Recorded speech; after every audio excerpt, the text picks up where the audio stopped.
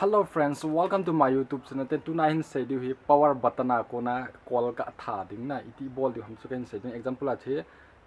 phone hung pe na chi ga mi ala thieng na iti ball du ham chu kan say ding abula kona zone again hin vet pe na channel a than lung sit and like share subscribe hin ball pe di nang kan ti okay ki pan masang kamin chula bonga hin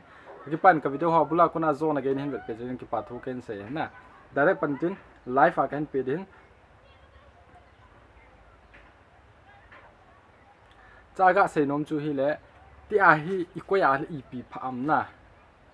su kahin sei masat den ten la kahin vet san na i ti koi diwa example a min hin call hello meeting ham khan an uma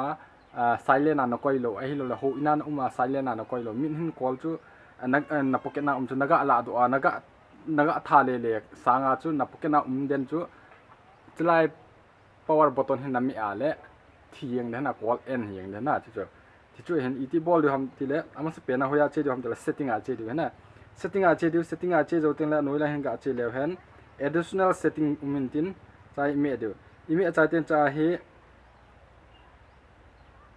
accessibility cái thì mình tin trái mẹ được hả email trái tên lẽ nói là cả tool leo hen press power button to end call cái thì na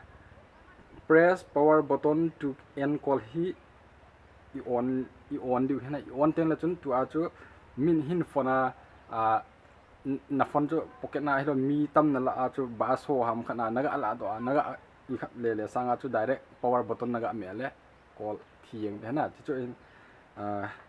thil ka hebe anati ala lung set and like share subscribe ning bol pe di rong kan ti me ki pa